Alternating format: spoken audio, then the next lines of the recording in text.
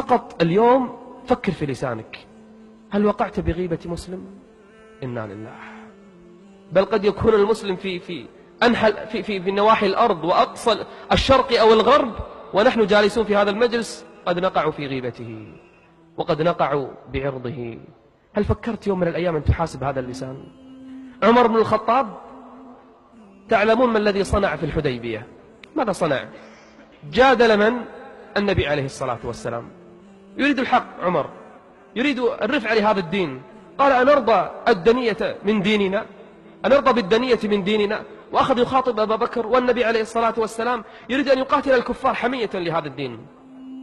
شفت هذه الكلمات التي قالها عمر إلى أن يموت وهو يتذكرها، ويقول لمن عنده، يقول عملت لذلك اليوم أعمالا. يقول أخاف أن نحاسب على تلك الكلمات، عملت لها أعمال، لعل الله أن يعفو عني وأتبع السيئة الحسنة تمحها. ما قال شيء عمر كان يجادل لنصرة الدين، وخاف من هذه المجادلة، يقول عملت لذلك اليوم أعمالا. إن الرجل، اسمع الحديث الصحيح، يتكلم بالكلمة يضحك بها جلساءه. كلمة في مجلس حتى أضحك بها الجالسين، قال إن الرجل يتكلم بالكلمة يضحك بها جلساءه يهوي بها أبعد من الثريا. والحديث صحيح. كلمة، ما بالكم بكلمتين؟ ما بالكم بالمجلس كله من أوله إلى آخره؟ يضحك، يكذب، يقع بأعراض المسلمين، يتكلم بكلمات فقط هدفه يضحك به الناس. من طلب منك أن تضحك الناس بما حرم الله؟ وأنت ملزم بهذا. وماذا ينفعك هذا المجلس عند الله سبحانه يوم القيامة؟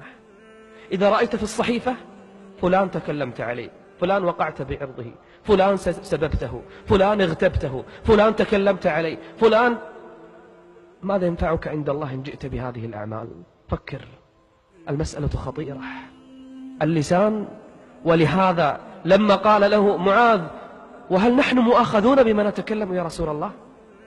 يعني نعم، الخمر نؤاخذ عليه، الزنا نؤاخذ عليه، القتل نؤاخذ عليه، نعم هذه الأعمال علمنا عنها فواحش ومنكرات وكبائر، لكن اللسان مثل ما يستهين الآن أكثر الناس.